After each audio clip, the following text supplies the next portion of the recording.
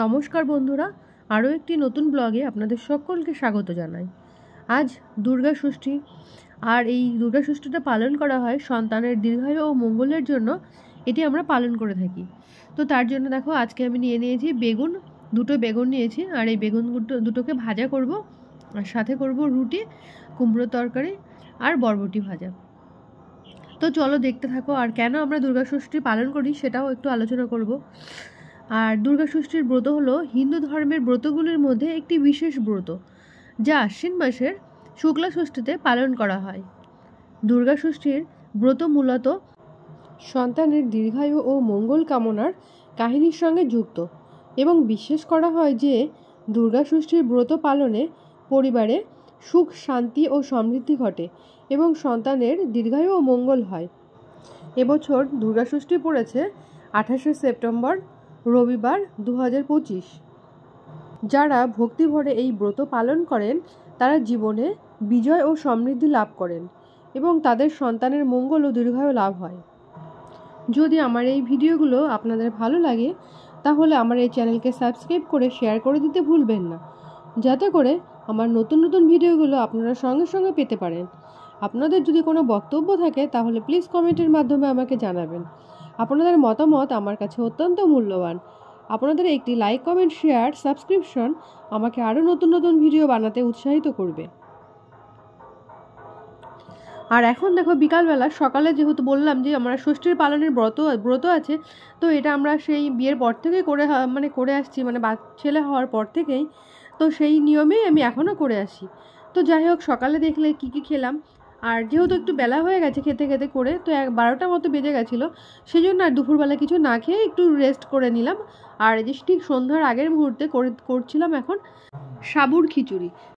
যেহেতু আজকে মহাষষ্ঠী, তো সেই উপলক্ষে আমাদের কিন্তু ভাত খাওয়া নিষিদ্ধ, ভাত খাওয়া উচিত নয়। আটার জিনিস, ময়দার জিনিস, যেমন রুটি, লুচি এইরকম টাইপের কিছু খেতে হয়। আর ফল ফ্রুট খেয়ে থাকতে পারলে তো খুবই ভালো। তো আমরা তো এখন পেরে উঠি না, তো সেই জন্য আর কি খেয়ে দেয়েই করি। তো যাই হোক, খাওয়া দাওয়া বলতে ওই যে সকালে লুচি আর করলাম না, রুটি করেছিলাম আর ওই সবজিগুলো দেখলাম। আর এখন রাত্রের জন্য করে নিলাম সাবুর খিচুড়ি, মুগ ডাল দিয়ে সাবু দিয়ে। পরে চলে এলাম আলতা পড়তে, যেহেতু আজকে মহাষষ্ঠী, আজকে আলতা পড়তে হয়। তো আলতাটা পরে নিয়ে তোমাদেরকে শেয়ার করবো। আমার ছেলে দেখো কি এঁকেছে, এটা নিশ্চয়ই বলো কেমন হয়েছে, আর এটা আমি কালার করে তোমাদেরকে নিশ্চয়ই দেখাবো। ঠিক আছে, কালারটা করো। আজকে আমাদের মুদিখানা বাজার কি হয়েছে, এখানে আছে গুড লাইফের কাজু, এর মধ্যে আছে গুড লাইফের কাজু, আর এখানে আছে গুড লাইফের আখরোট, গুড লাইফের। আর এখানে আছে আমার ছেলের জন্য আমুল গোল্ডের একটা দুধ। তো এটা বড়টাই আনা হয়, তো বড়টা ছিল না, সেজন্য ছোটোটাই আনা হয়েছে। এই যে 500, এটা 1 লিটার আনা হয়, তো হাফ লিটার এনেছি আর কি। আর এখানে আছে হলুদ, এটাও গুড লাইফের। তারপরে আছে আমার, আর আছে এরিয়াল সার্ফ, এরিয়ালের এটা। তো এটা আমাদের নীলটা আনা হয়, ব্লুটা আনা হয়, তো এবারটা এটাই পেয়েছে আর কি। আর আগের বারে সাফোলা হানি এনেছিল, এবার এনেছে ডাবর হানি। তো এটাও আগে এটাই খেতাম আমরা, কিন্তু কিছুদিন ধরে কিছু একটা সমস্যার কারণে আমরা সাফোলা হানি খেতাম। তো আর কি এই আজকে এরকমই এইটুকুই বাজার করা হয়েছে। তারপর রাত্রেবেলা বেরিয়ে পড়লাম চাঁদপাড়ার ঠাকুর দেখতে। আর এখন বেরিয়ে পড়েছি আমরা অভিযান সঙ্গে, চাঁদপাড়ার অভিযান সংঘ। তো এখানে এসে দেখলাম এত সুন্দর ঠাকুরটা বানিয়েছে, কি বলবো, অসম্ভব ভালো লাগছে, চোখ থির হয়ে যাচ্ছে তাকিয়ে দেখতে। লাইটের আলোয় মায়াবিনী মায়ের মুখখানা যেন একদম জ্বলজ্বল করছে। আর বন্ধুরা, যদি আমার এই ভিডিওগুলো আপনাদের ভালো লাগে তাহলে আমার এই চ্যানেলকে সাবস্ক্রাইব করে শেয়ার করে দিতে ভুলবেন না, যাতে করে আমার নতুন নতুন ভিডিওগুলো আপনারা সঙ্গে সঙ্গে পেতে পারেন। আপনাদের যদি কোনো বক্তব্য থাকে তাহলে প্লিজ কমেন্টের মাধ্যমে আমাকে জানাবেন। আপনাদের মতামত আমার কাছে অত্যন্ত মূল্যবান। আপনাদের একটি লাইক, কমেন্ট, শেয়ার, সাবস্ক্রিপশন আমাকে আরও নতুন নতুন ভিডিও বানাতে উৎসাহিত করবে। অভিযান সঙ্গে ঠাকুর দেখা হয়ে গেছে, এবার ওখান থেকে আমরা বেরিয়ে পড়েছি দুর্গা মণ্ডপের দিকে। আর এটা হচ্ছে সেই দুর্গা মণ্ডপ। তো এখানে দুর্গা পুজোর একটা মণ্ডপ, এটাই আসল মন্দির হচ্ছে দুর্গা মণ্ডপ এটা বলা হয়। তো এই মন্দিরটা বারোয়ারি, তো এটাতেই আর কি ব্যবসায়ী সমিতিরা আর কি পুজোটা করে থাকে। এখানে যেহেতু মানে দুর্গা মণ্ডপে চালের ব্যবসাটা বেশি হয়, তো চালপট্টি আর কি মানে ব্যবসায়ী সমিতি মিলে এই পুজোটা করে থাকে। তো যাই হোক, এই পুজোটা একদম একটা ঐতিহ্য আছে, সারা জীবন ধরে শুনে আসছি। মানে আমার বাবারা আর কি মানে বলতো যে বহু আগেকার পুজো, অনেক পুরনো দিন থেকে এখানে বয়ে আসছে এই পুজোর একটা রিচুয়ালস। তারপর ওখান থেকে আমরা চলে এলাম অগ্রদূত ক্লাবের ঠাকুর দেখতে। তো রাত হয়ে গেছিলো, সেজন্য প্যান্ডেলটা ফাঁকাই ছিল। আর যেহেতু আজকে মহাষষ্ঠী, আর ষষ্ঠীর দিন থেকে যে এখানে খুব বেশি জাঁকজমক মানে অনেক লোকজন বার হওয়া সেরকম ব্যাপার থাকে না, খুব কম সংখ্যক মানুষ বার হয়। আর যেহেতু আমরা বাচ্চাগুলো নিয়ে বার করেছি, তো সেজন্য ওর বাবা আর কি দোকান টোকান সামলে রাত্রের দিকে বেরিয়েছি। আর যেহেতু আমাদের বাড়িতে আর একজন আছে, মানে আমরা যে বাড়িতে ভাড়া থাকি, মানে ওনার আর কি দিদি ভাইয়ের একটা মেয়ে আছে, তো ও এসেছে মামার বাড়িতে, মানে দিদার কাছে। তো ওকে যেহেতু একটু ঘোরানোর ব্যাপার থাকে, যেহেতু ওর তো মামার নেই, তো মামার দায়িত্বটা কিছুটা আমরা পালন করার চেষ্টা করেছি। জানি না কতটুকু করতে পেরেছি, তবে চেষ্টা করেছি। তো যাই হোক, ওকে নিয়ে বের হয়েছি। আর দেখো আমার ছেলে আর ও দুজনে মিলে কিন্তু খেলা করছে। ছেলে দেখো ঠাকুর গিয়ে পুজো দিচ্ছে, কেমনভাবে নমস্কার করছে। আর এই যে দেখো কেমন করে নমস্কার করছে ঠাকুরকে। তো ওর বাবা বলছে ওরমভাবে না করে তুমি ঠাকুরের পায়ে ধরে ভালো করে দুর্গা ঠাকুরকে নমস্কার করো। কেননা ও না বাড়িতে খুব দুর্গা ঠাকুর আঁকে। আমার আগের ভিডিও যারা দেখেছো কম বেশি, তারা তো অনেকেই বলতে পারবে যে আমার ছেলে কেমন দুর্গা আঁকে। তো যাই হোক, ও চেষ্টা করে, মানে ভালো হোক না হোক দুর্গা ঠাকুরকে ভালোবাসে। সেই উপলক্ষে ও দুর্গা ঠাকুর, দুর্গা পুজো আসছে, ওকে দুর্গা বানাতে হবে, এরকম ধরনের কিছু প্রয়াস ছোটোখাটো। তো আমরা ওকে আরও এগিয়ে দেওয়ার সাহায্য করি, চেষ্টা করি যে না ভালো হচ্ছে, তুমি করো, এগিয়ে যাও। তো এইভাবেই আর কি চেষ্টা করছে। আর দেখো ঠাকুরগুলোকে কিন্তু নমস্কার করে আসছে। আর আমি কিন্তু এখন আর শাড়ি পরলাম না, যেহেতু অনেক রাত হয়ে গেছে আর ভালোও লাগছিল না। যেহেতু আমরা পঞ্চমী ছিল, মহাপঞ্চমীতে গেছিলাম বনগা ঠাকুর দেখতে, আর রাত হয়ে গেছিলো, অনেক রাত্রে এসে শুয়েছিলাম। রাত দুটোতে মানে বাড়িতে এসে যে ঘুমিয়েছি, সেখানে ঘুমটাও হয়নি। তো আজকে আমি যেতেও ঠিক চাইছিলাম না, তবুও বর্মশাই বলছে বাচ্চাগুলোকে একটু ঘুরিয়ে নিয়ে বেড়ানোর, একটু ঘোরানোর একটু দরকার ছিল, যেহেতু ভিড়ের মধ্যে ওদেরকে নিয়ে যাওয়া হবে না। তো সেই জন্য আর ঈশানী চলেও যাবে, ওর নাম হচ্ছে ঈশানী চলেও যাবে সপ্তমীর দিন সকালে, ও বেরিয়ে যাবে। তো ওই জন্য আর কি মানে মেনলি ওকে দেখানোর জন্য বার হয়েছি। আর এর দিকে চলে আসলাম স্টেশনের কাছে। আর এই প্যান্ডেলটা কিন্তু খুব সুন্দর হয়েছে। এটা কিন্তু কী দিয়ে করেছে বলো তো?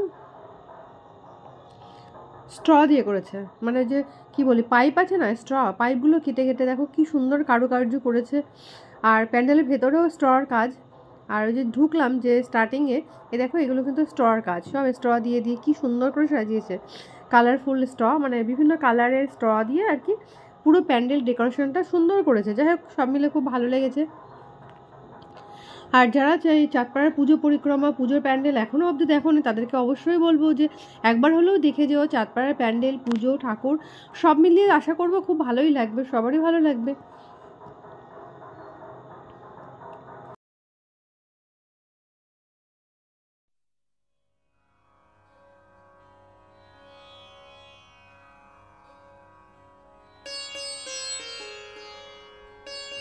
এখানে আমি তুলে ধরেছি মূলত চাঁদপাড়া ঠাকুর, পুজো, প্যান্ডেল পরিক্রমা, বা আপনারা ঘরে বসেই উপভোগ করতে পারবেন চাঁদপাড়ার পুজোর আনন্দ, উৎসবের আমেজ।